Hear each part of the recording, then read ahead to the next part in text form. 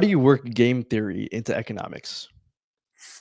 Well, game theory was really developed to think about economic questions. Game theory is the mathematics of strategy, and it's essentially down to what happens when you have multiple agents that have agency. So it's a little circular there, but the idea is that every decision-making entity in a situation has an agenda, and the outcome of a situation is the result of the cumulative decisions of all the agenda holders. So in certain circumstances, it can be very simple. So in a game of, say, tic-tac-toe, between two parties that both want to win and both understand enough about tic-tac-toe, then they will both attempt to win and ultimately draw each other, because tic-tac-toe is a basically solved game and they both know the solution. Um, but in more fraught situations, like, say, a kidnapping, there could be various strategies involved in how much you would attempt to, hold up parents for their children, and what sorts of extra inducements you might engage, and what the parents might engage in an attempt to recover their children, or in some cases, famously with the Gettys, retain their money, versus their kids. Um, and so in these more complicated situations, you can get sort of this leveling effect. One of the most famous of these is prisoner's dilemma, where two parties that can each benefit by betraying the other one can understand the sort of meta scenario where they're actually best off shutting up and not betraying the other person, and form a sort of cadre without communicating with each other and actually behave with mutual support.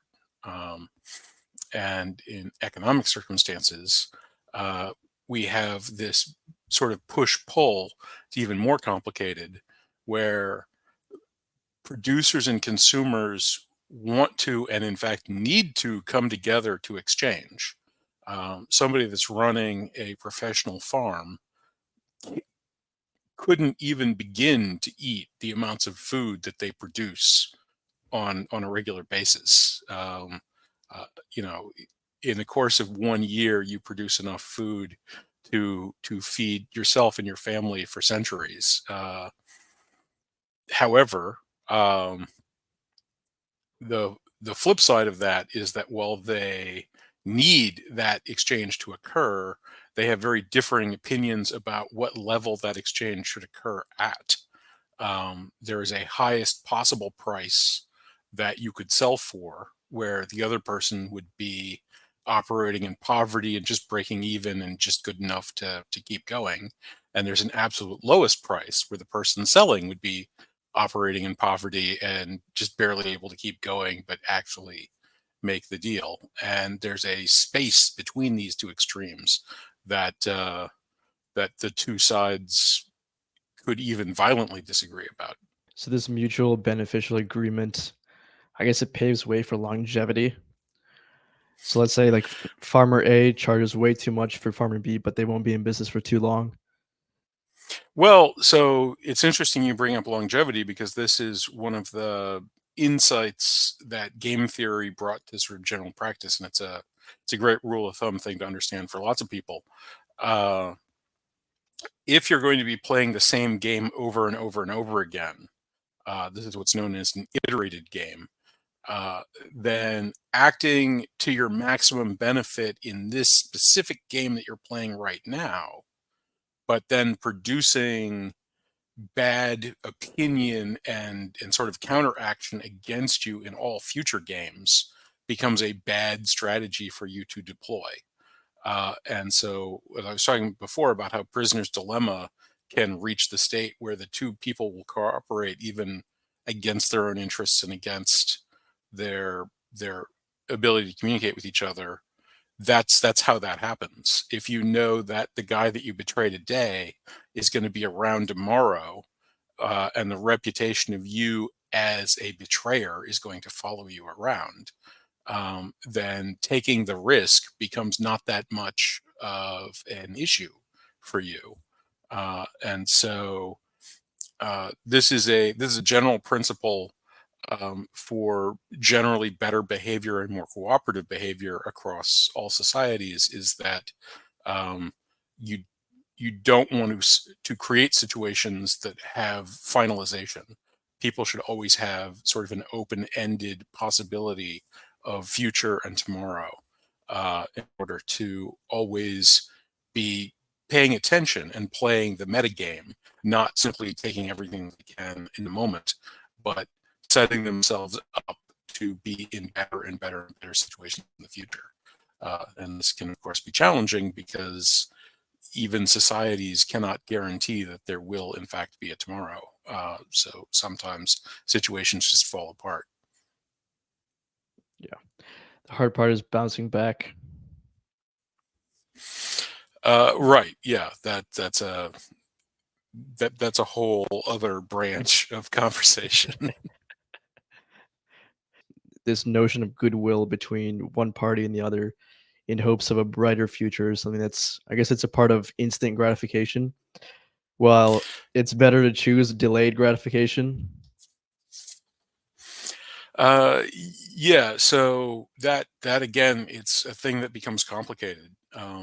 So you can't invest 100% everything all of the time because you Yeah, need to eat. exactly. So there's a natural drain that will occur on the system under all circumstances, and and what the level of that natural drain is isn't always predictable, uh, and so this gets into other issues that we're having with our markets generally. So I talked before about how there's this kind of range that can push the producer or the consumer to the edge of their potential to even remain in business. And each one, to some extent, would rather push the other one to that edge. But in fact, the situation that occurs is that they don't really trade directly with one another. They generally trade through the marketplace, and the marketplace has a third role within it, of informed speculators. And they actually have the skill and the desire to push both of those sides further and further apart. Um, Now, structurally, the market used to ameliorate this, because while the informed speculators had an advantage in the marketplace, their advantage was effectively a human advantage. It was, you could kind of see it from where you stood. But with the computerization of finance, what we've seen is the ability to sort of bring mechanical advantage. So if I was allowed to have an electric scooter, I could, in spite of being overweight and not particularly fast on my feet, with very bad knees, for example, I could easily win all Olympic track events because there are no human beings that are faster than our current electric scooter technology. um, at any distance. So uh, effectively, that's what's going on. We had a competition that was humanly fair.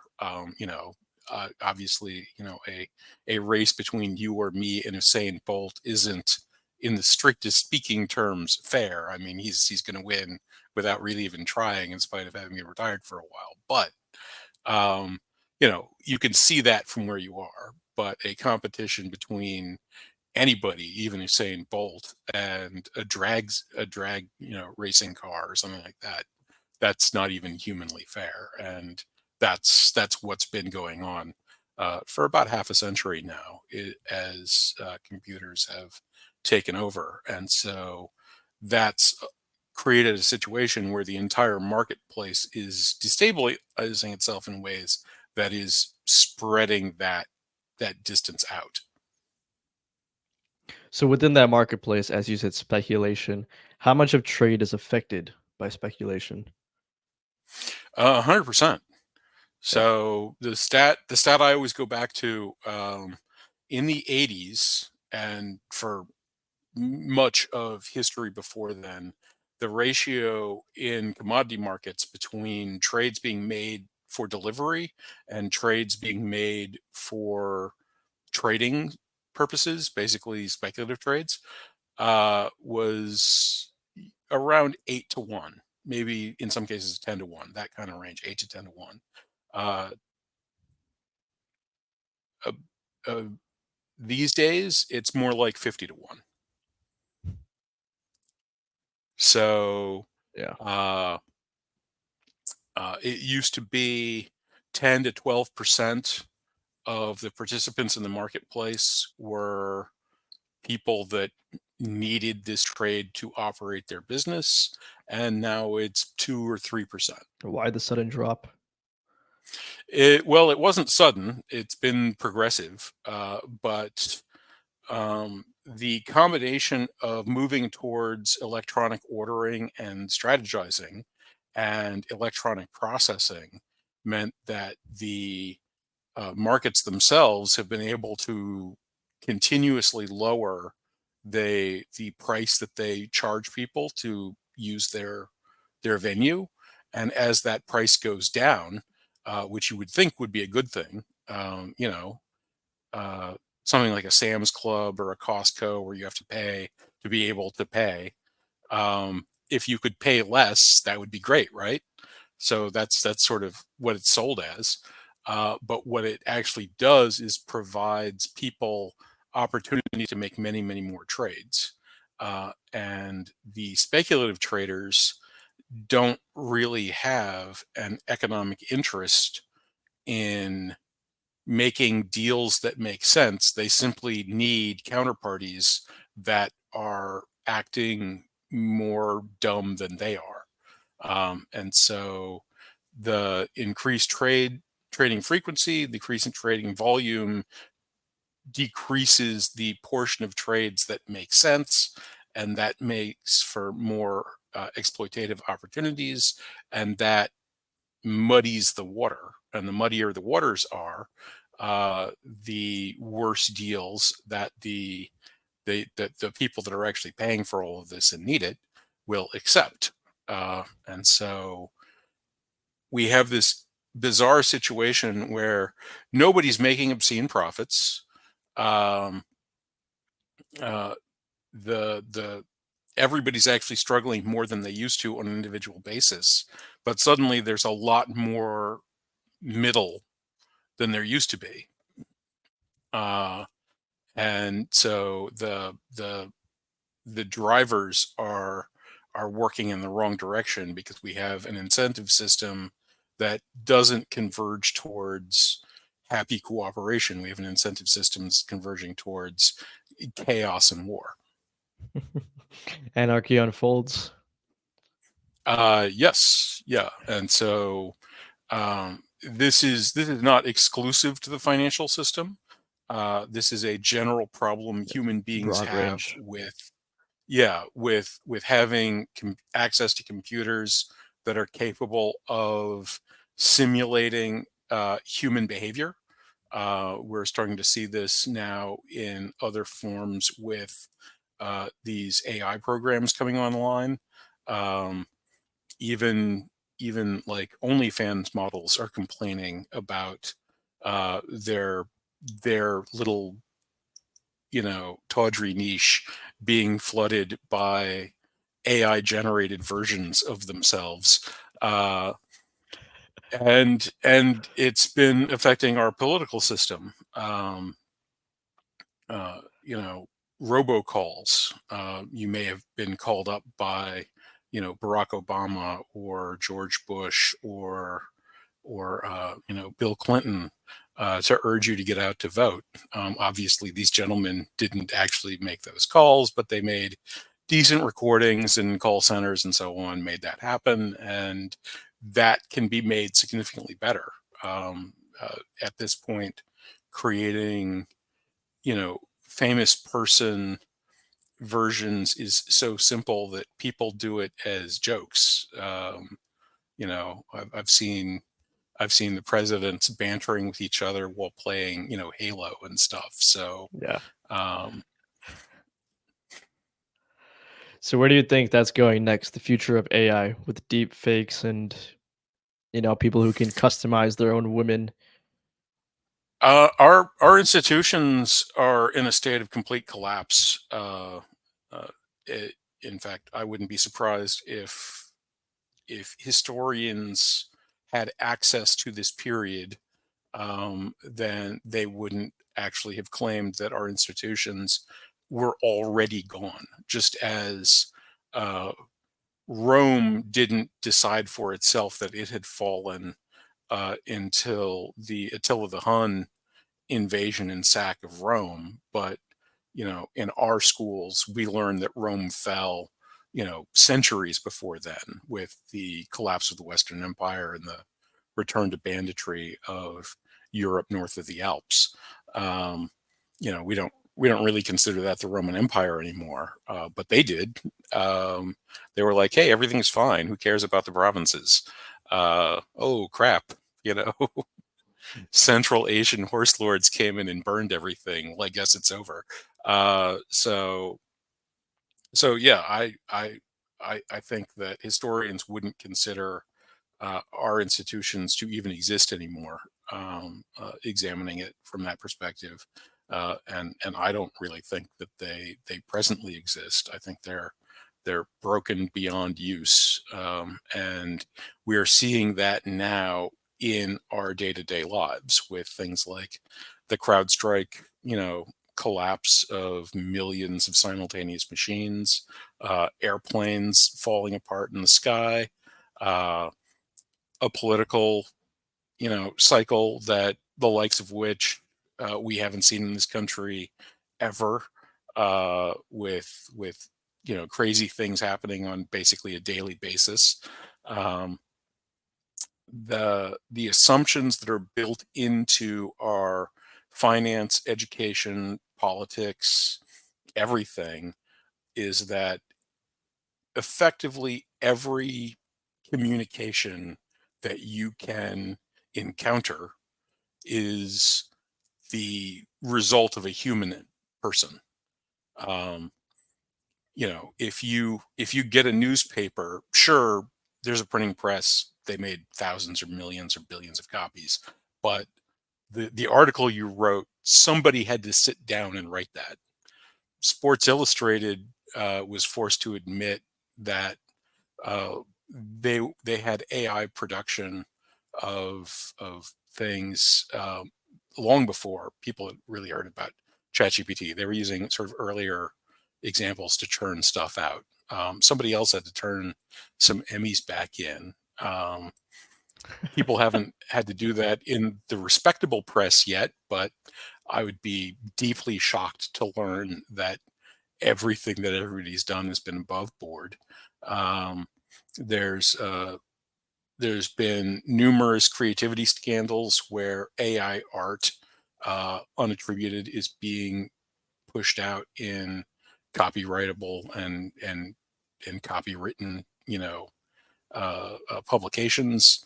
So, I mean, the dam burst a while ago, and we haven't adjusted to the fact that most successful systems are at this point fraudulent, and can't cope with the information load that is being thrust upon them by the internet. So society's collapse has an inverse relationship with the rise of technology. This society's collapse has, and Okay. again, Yeah. this is something that I would say has happened before. The plow changed society. The tribal nomadism couldn't actually cope with the population densities that agriculture allowed, and those societies collapsed, and societies were built around law rather than custom, and cities, or towns as we would generally call them today, rather than transit. I'd say But from that the a steam engine did similar things. Yeah, I'm sorry. technologies. Yeah, from a different perspective, it can be seen as, from where I'm looking at it from, it's not society collapse, but a change. It's a natural evolution, right? So we've So, crossed over into a different phase of how people live, lifestyle changes, status change, whatever the case might be. But this has happened in history, like you said. Every time something new uh, comes y- up. yeah, well, I would caution against sort of what I think of that apologies as a sort of Pollyannish optimism. I think we have a choice. I think Okay. we have no choice about the preservation of the systems that exist. They are gone. There's nothing we can do about that. We can move forward with them and experience the Dark Age, which is another thing that we have access to, historically speaking. Um, Rome actually had developed steam engine technology in its later days, but Rome was operating itself in a heavily monarchical feudal behavior. And now, sort of looking at the answers in the back of the book with what happened with England and Northern Europe during the second industrial age that we know about, um, the one that actually took, that we're actually living in today, you have to change. You have to have rights of man. You have to have a free and open society, and not a controlled economy, if you're going to have industrial production be useful and used. And so England made the choice to change itself, not particularly voluntarily, but they did. And we live in that world now. Rome didn't make the choice and they collapsed. That's to me the choice that's presented to us. We will change our institutions or we will collapse. And currently we are choosing to collapse, but I'm waving the flag for institutional change. And it's like the grass is so much greener on the other side of this particular fence. Like, just as we would find the lifestyles of pre-modern people pretty horrifying, in terms of you know childhood disease, and just what sorts of jobs are available, and how hard it is to do everything, and how likely you are to get burned to death in your own kitchen making dinner. um, it's way nicer to have cars and telephones and electricity, and it will be way nicer to have super intelligent marketplaces and whatever accoutrement we manage to develop in a computerized society. But we'll have to do it. So you said when historians look back, they see that our society has already collapsed. So from your point of view, when did that happen? Past 20 years, past 50 years? I'd say probably somewhere in the past 50 years. Uh, Basically, we have this bizarre situation today where uh, the only societies that uh, biologically reproduce themselves are those that are operating at a low level of technology.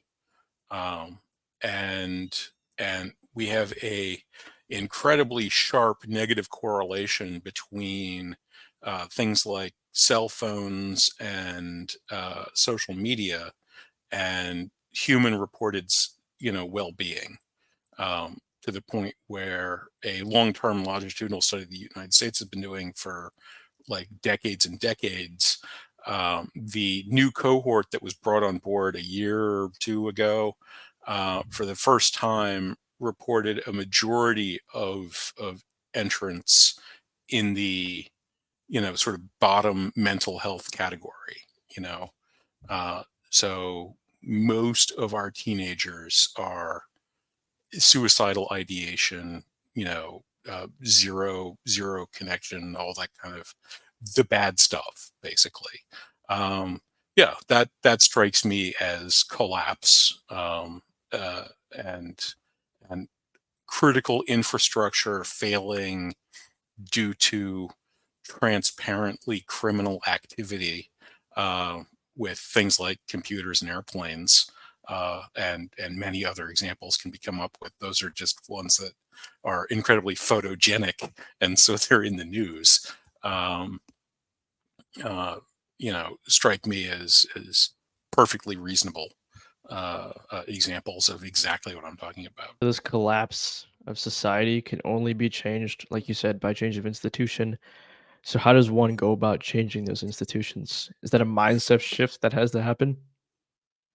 Mindset shift will be part of it, but for the most part, we have to build institutions that are self-evidently sort of continuously valuable. So it's a challenging problem.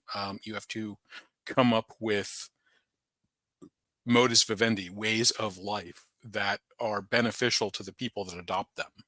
So I, for example, have this new kind of marketplace, coordinated discovery markets, that recognizes the role of information provider to the marketplace and creates a scenario where they can participate in ways that are beneficial to the producers and consumers of the marketplace rather than inimical to them as present markets have evolved thanks to computer technology. Um, I don't have a problem to the political or cultural decay. I'm happy to talk to people about that and try to come up with things. Uh, Obviously, religion's an important part of any civilization. I have no meaningful things to offer on that one. I have not spoken to God, so that's out of my purview. But um, uh, these sorts of efforts are what I see as required. And at least if we have an economy, we'd get a little bit more breathing room to work on the other problems. I guess it would be impractical to say that we need a clean slate and wipe everything away and start from scratch. Uh, I think it would be impractical. What's going to happen is going to happen. The slate's cleaning itself right now. It's doing so in ways that are very, very disturbing. Um, How so? well, we have wars going on all over the planet. Um, that's been the traditional slate cleaning mechanism throughout history. Look at how unbelievably screwed up not just our political processes, but basically everybody's political processes these days. Um, I just saw Bangladesh is apparently having a pretty for real uh, revolution, and a few years ago, so did Sri Lanka. Yeah. That hasn't gotten to India or China yet, but the periphery tends to fall apart before the core, as I'd mentioned with uh, with Rome. Um, we just had uh, a Republican convention where Hulk Hogan, of all people, warmed the crowd up. And for anybody that's seen Idiocracy, we are now well past Dwayne Comanche Mountain Dew Elizondo, I think was the character's name, uh, in our presentation. Yeah. We're all gonna be drinking Gatorade instead of water pretty soon. Yeah, and the other side is potentially even worse. We had a president resign over Twitter. We Yeah. haven't actually seen proof of life. As I'd mentioned before, deep fakes can already produce everything that we've actually seen of him. And then after some kind of careful we're not going to endorse, but we are endorsing, but then whatever. The Veep, in a stunning turn of brilliant political gamesmanship, secured her party's nomination as the only choice in less than a day. So obviously she's the one that everybody wants, in spite of having zero national votes ever. She terminated her actual political campaign before voting even began the first time. So yeah, I mean, nobody can seriously engage these things and consider them to be real. In my opinion, I'm aided greatly by, you know, access to the computational math and understanding the technical levels of why these things are disintegrating. But yeah, I mean, this is clearly insane, and that which is clearly insane is going to keep flying further and further off the wheel until, you know, they're not connected to each other anymore. Yeah. And events like the Bronze Age collapse, or the I can't remember if it's first or second dynasty, but the warring states interregnum period in China. Um, this is a thing that people can and have and quite possibly will again do. And I'd rather not be around for those. I'd rather build a fantastic, you know, future of wealth and knowledge and awesomeness. But you can't. It can't be a case where 8 billion people all have to, you know, flip a coin and have it come up heads, or decide that everybody's going to abandon the guy that they've been following and start following somebody else. It's got to be something that reasonable numbers of people can seed out, make work, and then allow other people to join. Um, and that's how my system works. It needs several dozens of participants to get the ball rolling. But once the ball's rolling, it anyone who can benefit by joining is free to do so. And by doing that, they will benefit the people that are already there and themselves. And so that's a snowball that will get real big real fast. Yeah. Any new idea requires a unique set of minds combined in unity to actually have some sort of life in it. Yeah. You said war cleans the slate, but doesn't war just create a like a pathway to another conflict? War, like the world has never Um, been without conflict or war or some sort of disagreement and violence. well, sure. So yeah, Plato, only the dead have seen the end of war. Yes. And Yes. uh, Heinlein, in Starship Troopers, the book, not the abomination that they turned it into on film, uh, has a debate over the use of violence in settling questions, and the sort of pro-violence teacher uh, uh, asks what the opinions of the Council of Carthage would be on the inability of violence to settle issues. Um, Conflict is with us. People have legitimate and illegitimate disagreements, um, and having ways to cope with illegitimate disagreements is a necessity for a society to function. Um, so as an example, going back to things I've already talked about, you know, we have airplanes that have parts falling off of them in the sky. That's an illegitimate disagreement, essentially. Uh, we believe that we should have access to air travel that is economical and functional. And the people that build airplanes believe that they should have a permanently rising stock price through corner cutting. This is not a legitimate disagreement. They are criminals. And we need to have a system of laws that is robust enough to have identified them as criminals and punished them as criminals long before we got to the point that parts were falling out of airplanes while they were flying around. Um, we obviously don't have such a system, Yeah. and that's the kind of thing we need to solve. Yeah. Well, like you said, Rome fell long before I knew it did. Right. What is your personal experience with AI? I've trained a few models, and I've played around with some of the public-facing versions of a few of these things. I've also read um, well, probably not most these days because of actually how many AI-generated things there actually are, but many of the papers on various approaches. I'm much more interested in sort of deep or reinforcement learning techniques and ideas and the development of superintelligence.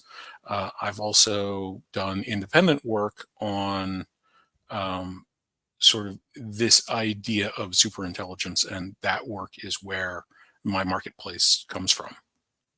Yeah. So we know AI can debase OnlyFans models and write papers and do things like that. What's the application of the deep thinking and the superintelligence that you were speaking of? Well, the most sort of famous and splashy is destroying the abilities of human beings to play games. Chess had already been conquered by machines before this reinforcement learning technology came along. Yep. Long Uh, time ago. but the introduction of reinforcement learning, while the top chess engines were significantly stronger than the top human players and were getting stronger over time, the introduction of a new open source sort of self-training chess engine has not only raised the level of top chess engines. It's actually not the strongest chess engine, but it was for a little while, but then everybody else upped their game. um, so so it has not only significantly raised the level of top engine play, but it's also accelerated the rate at which top engine play is improving. So while humans are generally better at chess today than we were a decade ago, by at the top end maybe a few points, uh, computers are hundreds of points better than they were a decade ago. And while we are getting stronger, we just had the youngest ever person qualify to challenge for the world championship, and that goes to the training that's available because there's so many more strong players and so many more strong engines making strong play available to larger numbers of people. The engines, with what they're capable of doing and the kinds of information they access to, are capable of for increasing their power at an extraordinary rate. Go, which you know a, a decade, 15 years ago, anybody you asked would say that Go could never be played at a reasonable level by a machine. Just the game state tree was so radically larger than the game state tree of chess that none of the approaches we had would work. Um, uh, in about a 6-month period, people went from having that attitude to, after a 50 game open challenge against uh, many current and soon to be world champions, uh, it is now the considered opinion of basically everybody that human beings will never win another game of Go for as long as we live. Whereas it is actually possible for people to beat these chess engines very, very occasionally, and with a great deal of luck, and usually grinding. Um, Nobody has any serious notions that anybody will beat a Go engine ever. Poker. Uh, uh, there's poker engines that have thoroughly crushed people in tournament settings in heads up and multiplayer, and the interviews with the the humans um, are terrifying to behold. Essentially the humans are like the thing is effectively psychic. You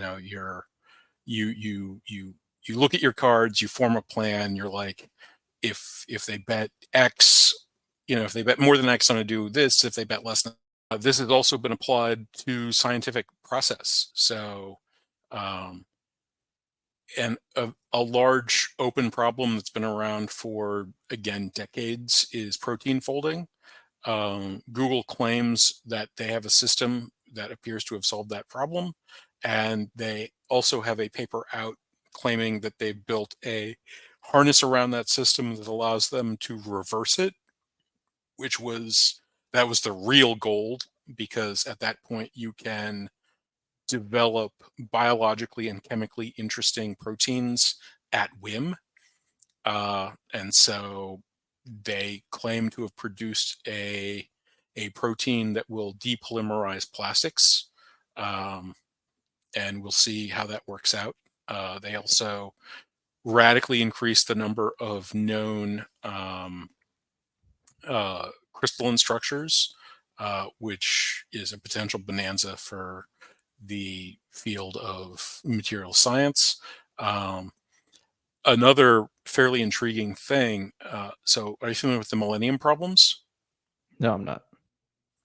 So, there's this collection of math problems, and solution or progress on them will earn you $1 million. There are two. There are two problems.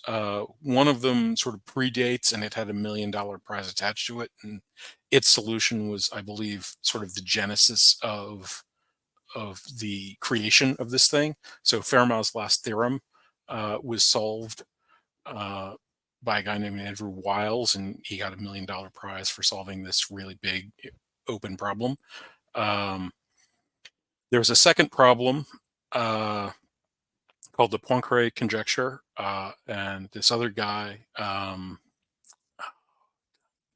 not remembering his name, it's a Russian guy. He solved the problem. He actually turned down the $1 million and a Fields Medal, which would be like another $1 million on top of it. Crazy story. Grigory Perlman, very interesting situation. But a foundation was put together and a prize fund was formed, and one of the prizes is not solving something called the Navier-Stokes equation, which is a differential equation that explains how fluid flows, but making progress on explaining the Navier-Stokes equation. Because while more or less everybody agrees that the Navier-Stokes equation is a physically correct statement of how fluid flows, the kind of equation it is one that we don't actually know how to solve. And so while we've extracted certain important ideas like Reynolds number from fluid dynamics, we don't really have a good way to compute fluid dynamics. And the Navier-Stokes equation has certain circumstances which appear to occur in nature quite often, where it produces infinite values, and those obviously don't appear in nature ever. So what to do about this? Well, physics informed networks have been able to produce fluid flow systems through computational mechanisms that we don't understand and cannot follow, but which are visually and sensorially indistinguishable from actual fluid flows. So if you get yourself like a glass box of known dimension and dump a pitcher full of water in it, and it sort of sloshes around and mists up and stuff like that, we have computer programs that you can put the initial state parameters in, where the pitcher is, how big it is, what's the tip over point, and it will produce a video of what is going to happen, that if you superimpose it on the video that you actually take of the thing happening, will be not meaningfully distinguishable. And that's a huge deal potentially.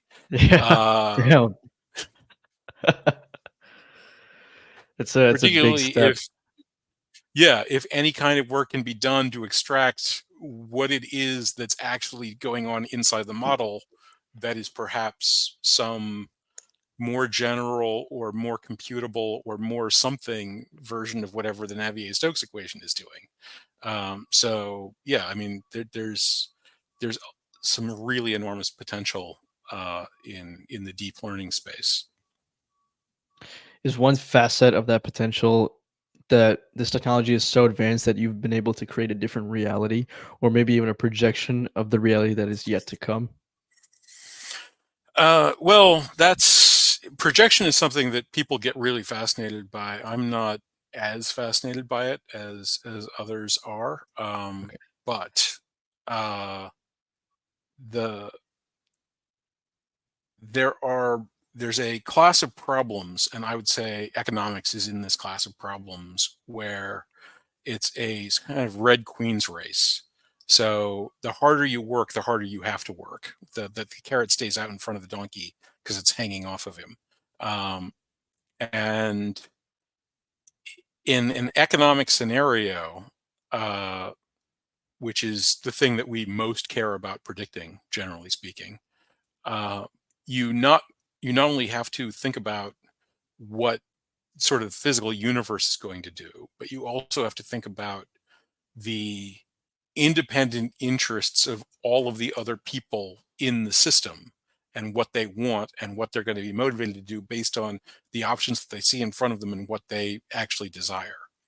And so as those people become more free and more intelligent and have more options and more vision into the various choices, this problem becomes harder and harder to solve because the computational capacity of the members on the network is one of the parameters in how hard the problem is to solve.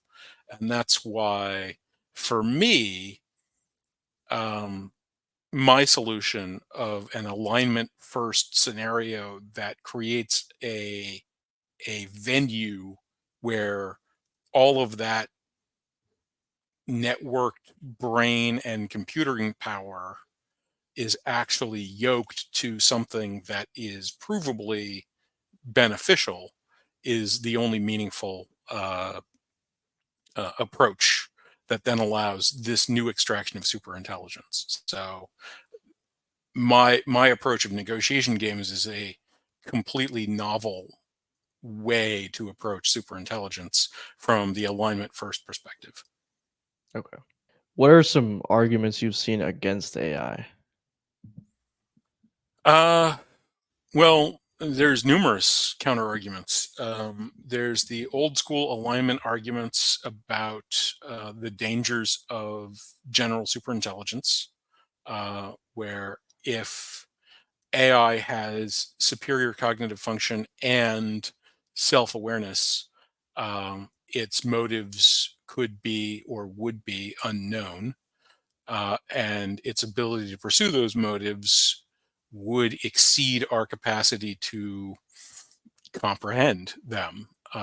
And so, much like dogs can't form laws that constrain our actions, we would find ourselves unable to even imagine uh, the potentials and counters and interests of such a device and how it would impact our lives. Um, you'd mentioned simulation. That's another thing. The people that believe that they're living in simulations, or believe that everybody's living in simulations, base that around notions of simulative AI. And so there is a potential uh, strike to the very core of people's psyches and spirits of AI. That if it has that capacity, then the potential exists in your life that what you're doing isn't real, and particularly for people of fragile psychic or spiritual development, which is something that almost everybody experiences at some point in their lives. That might be a shattering experience. Um, as I'd mentioned, we've already reached the point in this country where most of our young people are at the low level of mental health. On the chart that's used. So um, uh, that those kinds of drawbacks. There's also the so-called hyper signaling problem. So, like we have a serious obesity issue in this country. One of the things that is laid at the foot of is that food is designed to get you to eat more of it for profitability, and the way that works is by being very, very tasty. In fact, your your your your sensorial inputs drive a lot of what you do with your life.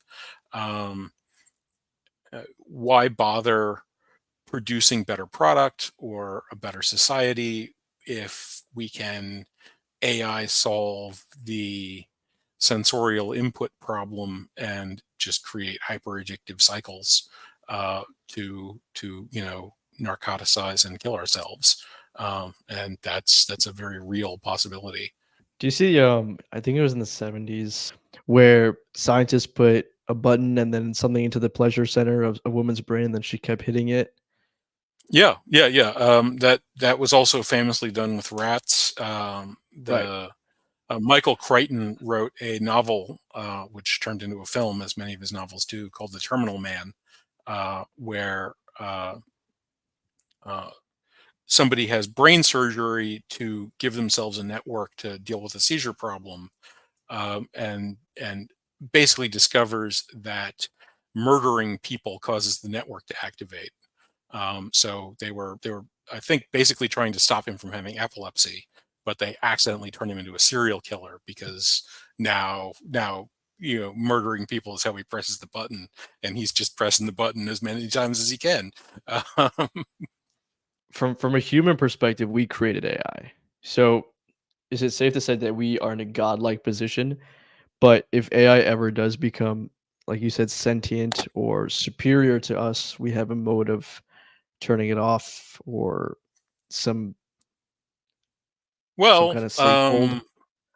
let's examine that from a few different angles. Let's go first with the godlike position. So how's God doing? If you sort of accept the Abrahamic faith's creation myth, God creates us as independent actors. He's been pissed a few times, obviously, but we're still here, and pretty obviously we are not universally obedient to God. Um, in fact, the central tenet of faith of the singular most popular of those religions, Christianity, is that none of us have ever really been obedient to God, and we're even the saved are sinners. We're just being forgiven by a very, very nice parent that went to considerable sacrifice so he could do that. Um, so so that metaphor, if it's the case, certainly doesn't provide any particular comfort for our ability to cope with these Well, issues.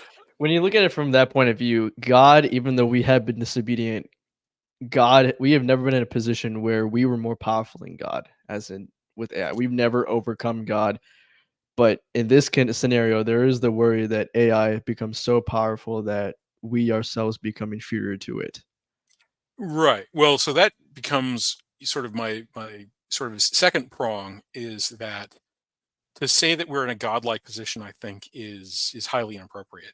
Computational mathematics is a fundamental and fundamentally real part of how reason functions, and it's just something we didn't happen to discover until, depending on exactly how you count, 90 to 120 years ago. Um, so we've been floundering around with this basically false version of how thought and imagination worked. And then we made this foundational advance in our discovery of how thought and imagination works. And over the last century-ish, we've been actually building devices that exploit this fact. Um, Actually, if you're being really generous, and not that, but sort of reasonably generous, you can go all the way back to Ada Lovelace, and push it back another, maybe 50, 60 years from the, like, Gottlieb Frege.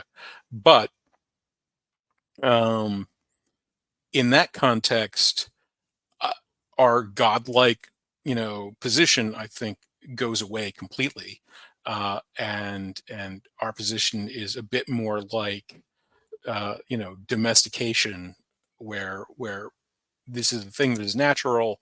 We are we are developing it, within our society, and it just as um, people have been killed in failed domestication experiments, or even killed or injured by thoroughly domesticated animals. Horses have been domesticated for millennia, and they still kick, and they kick quite hard, and people have received enormous damage from those incidents. Um, Dogs also, prehistoric, uh, uh, companions. People die in dog attacks. Not very many of us, but it's a thing that occurs. So, um, uh, I'd say that that's sort of a better model of what's going on. Uh, this is a thing that's real.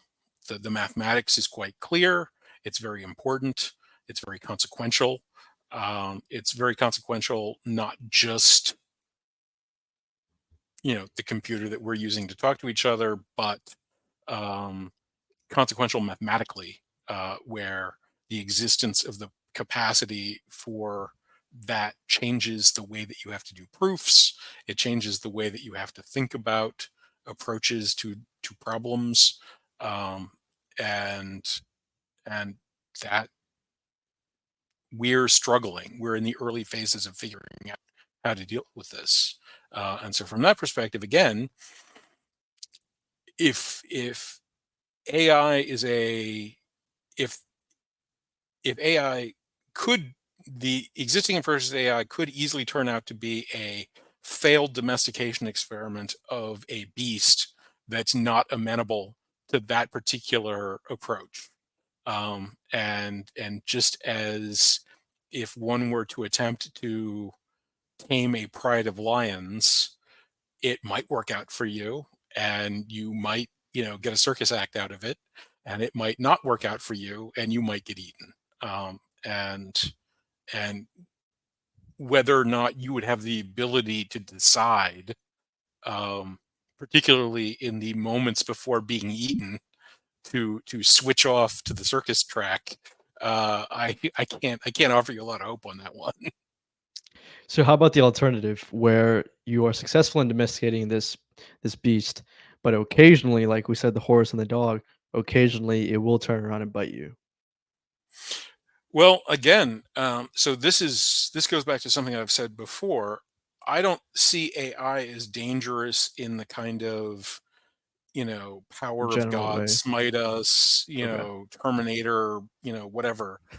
I see it as dangerous in the way that if you go into a factory floor wearing loose clothing and not paying attention, you are you have a high probability of being maimed or killed, because it's just physically dangerous to be there. Like, the power of these machines is much greater than the power in the muscles and bones of your body, and if you find yourself in contention, you will be mangled by it. um, I would say that that's effectively what we're up against. uh, and and so, again, working out how to align first, like, where do the fences need to go. um uh like, I've never been kicked by a horse, and I've been close to horses, but I've never been close to a horse that could kick me. Yeah. um I've been close to very many horses, as it happens. But I have, I'm in horse farmer country. That I know people who have horses, and I've just never been in a position where I could be kicked by a horse, which is good because I'm not really a horse person. Um, So and we so, are not in the danger of AI becoming sentient and attacking us, but we are in the danger of something happening while AI is carrying out a function that we processed it to. Like in its uh, so I would not be quite so sanguine. I personally don't think that AI consciousness is close, nor do I think that the the generative AI system approach is really like on the path towards a conscious AI system. I I think that see. the Okay. consciousness has sort of other components, um, but I could be wrong. Um, and conscious AI has its own special dangers, as I'd mentioned before. But we're, like we aren't approaching the danger point of computer systems complexifying our life beyond our capacity to make good decisions or moral decisions or economically productive decisions. We passed that point when I was still in grade school.